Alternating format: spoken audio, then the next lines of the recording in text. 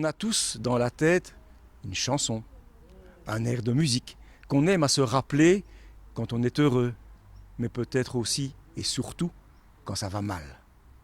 Est-ce que nous serions tous par hasard des Monsieur Jourdain? Est-ce que nous ferions notre propre musicothérapie? Finalement, la musique, est-ce qu'elle ne nous aide pas à traverser les épreuves de la vie? Eh bien, pour répondre à cette question, nous sommes venus à l'Académie de musique de Welkenrath afin d'y chercher des éléments de réponse. Monsieur Michel, vous êtes le directeur de l'Académie de musique de Welkenrath.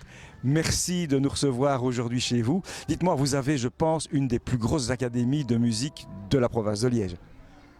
Plus grosse, je ne sais pas, mais elle est très étendue, en effet, puisqu'on couvre plus ou moins 250 km² de superficie sur 5 communes et on englobe plus ou moins 51 000 habitants. Donc c'est pas mal, oui. C'est pas mal, effectivement. Monsieur Michel, je profite que vous êtes près de nous pour vous poser quelques petites questions. Aristote disait « la musique adoucit les mœurs ». Georges Duhamel, lui, disait « la musique est consolatrice ». Alors, je voudrais bien savoir, à votre avis, monsieur Michel, est-ce que la musique peut nous aider à traverser les moments difficiles de notre existence? Certainement, je pense que la musique, comme toute activité artistique, grandit l'homme. Et c'est pour ça que dans notre institution, notre académie, on tient très fort à éveiller les enfants dès 5 ans, dès le plus jeune âge, pardon. On leur offre des cours d'éveil musical. Et je pense que d'ailleurs les Japonais, très friands d'études, sont les premiers à dire que les enfants qui font au moins 5 à 6 années de musique ont le cerveau qui se développe de manière plus optimale que les autres. Donc je prêche pour notre paroisse bien sûr, mais c'est une activité très intéressante et très épanouissante. Justement, vous parlez du développement des enfants. Moi, je reviens un petit peu sur ce que le docteur Alfred Tomatis disait. Il parlait, lui, d'effet Mozart. Lorsque on faisait écouter à des enfants de moins de 3 ans Mozart, il paraît que, effectivement, leur développement était meilleur. Vous en pensez quoi, vous ? Enfin, je ne suis pas un médecin, je connais un peu le docteur Tomatis, qui est l'auteur d'une étude, je pense, d'une thérapie par la musique. Mais je pense que, de toute façon, la musique touche le cerveau au plus près. C'est le sens qui est le plus rapide pour toucher l'être humain. D'ailleurs, je pense que c'est un des arts qui émeut le plus, qui n'a jamais pleuré devant une belle mélodie. Donc, c'est très probablement vrai, oui. Monsieur Michel, nous traversons des moments difficiles, nous sommes en plein dans la crise. Je vois effectivement qu'ici à Bâtisse, il y a une majorité d'enfants, mais je pense aussi qu'il y a maintenant des adultes et peut-être une nouvelle population qui vient fréquenter votre établissement. En effet, on se rend compte au fil des années que les adultes sont de plus en plus présents dans les académies. Et donc c'est dû aussi à la Fédération Wallonie-Bruxelles qui subventionne pour une grande part notre enseignement. Donc ça reste accessible aux pensionnés par exemple. Il y a aussi des réductions pour certaines personnes qui sont en difficulté. Et donc voilà, je pense que c'est très important et notre pouvoir politique, pour une fois, je pense, fait bien de donner des aides, plutôt d'ouvrir nos établissements à la plus grande population possible. Oui. Merci. Vous avez un petit peu anticipé sur la question suivante et je vous en remercie déjà parce que vous avez déjà donné des réponses. Effectivement, je suis allocataire social, j'ai des enfants, ils veulent faire de la musique.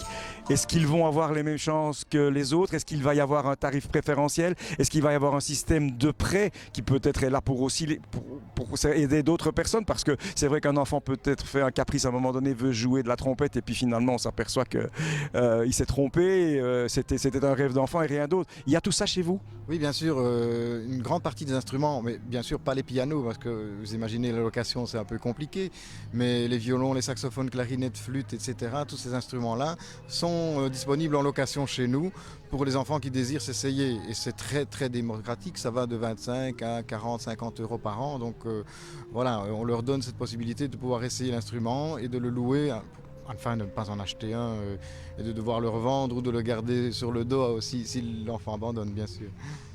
Vous me disiez tout à l'heure que vous acceptiez aussi les pensionnés. Il n'y a pas de limite d'âge pour venir chez vous? Aucune. Il y a une limite inférieure. Les cours sont accessibles à partir de 5 ans.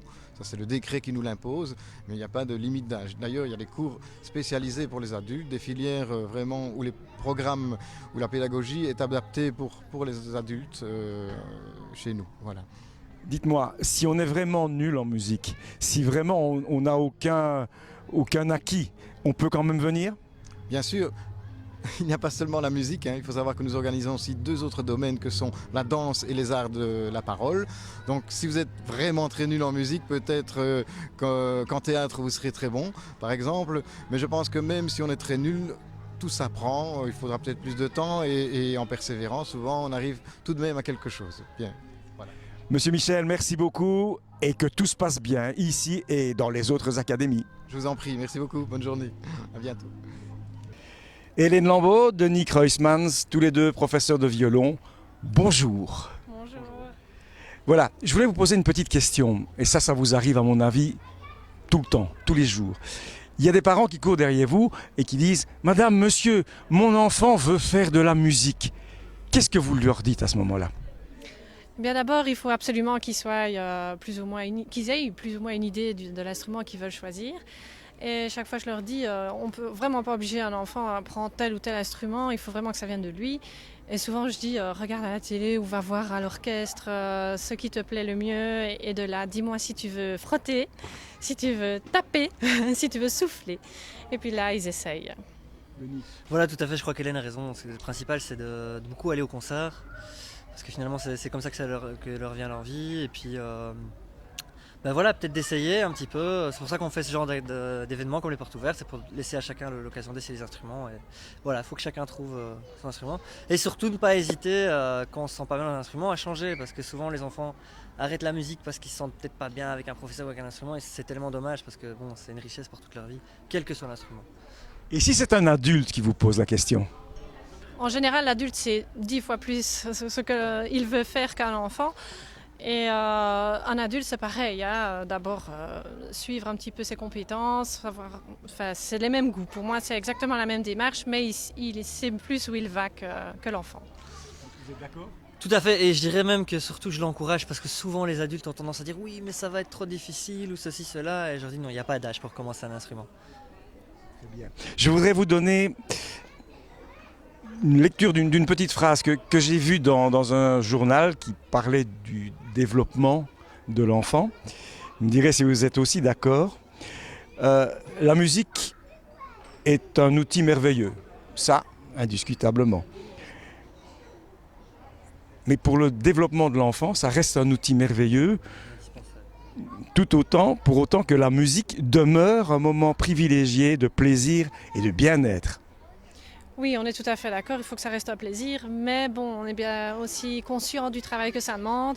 C'est comme une école après journée, donc il faut un travail régulier, sinon l'enfant se sent vite coincé. Je dirais même que c'est un peu comme une discipline sportive, il y a quand même une discipline à acquérir, même pour le corps, physiquement, il n'y a rien à faire, c'est des muscles qui travaillent, que si on ne les entraîne pas, demander à un sprinter qui n'a pas couru depuis 10 ans de faire un 100 mètres, il n'y arrivera pas. Et nous, je pense que c'est un peu ça. Il faut que ça reste un plaisir, mais il faut aussi que les enfants, et c'est en ça d'ailleurs que ça leur apprend la vie, c'est que ça leur apprend aussi une école de vie, une discipline, mais qui peut se passer dans la bonne humeur, bien entendu. Ben voilà. On est tous d'accord et les accords entre professeurs de musique, ça me paraît tout à fait normal. Merci beaucoup à vous. Merci à vous. Merci à vous, au revoir. Au revoir. Paul Le Tive, bonjour, vous êtes professeur de guitare. Alors je voudrais vous poser une question. À quel âge, idéalement, peut-on commencer à apprendre à jouer de la guitare ?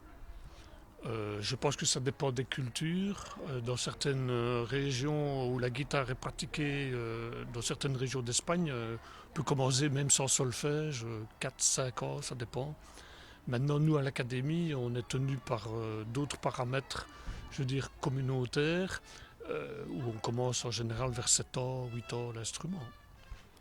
Je voudrais vous poser une question que je n'ai pas encore posée aujourd'hui, mais elle me paraît importante. Quel est pour vous le rôle idéal de la famille dans le processus d'apprentissage d'une pratique musicale pendant l'enfance ?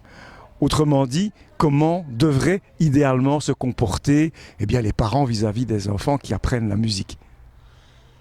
Ça, c'est encore une question délicate parce qu'il faudrait stimuler, mais pas, je vais dire, non plus porter trop au nu.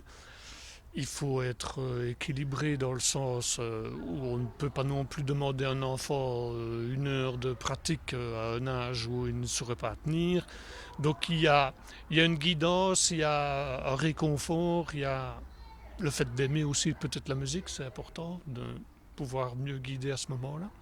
Ce serait peut-être bien d'éduquer les parents aussi. Oui. Merci Paul, merci beaucoup. Bonne continuation. Merci beaucoup. Merci.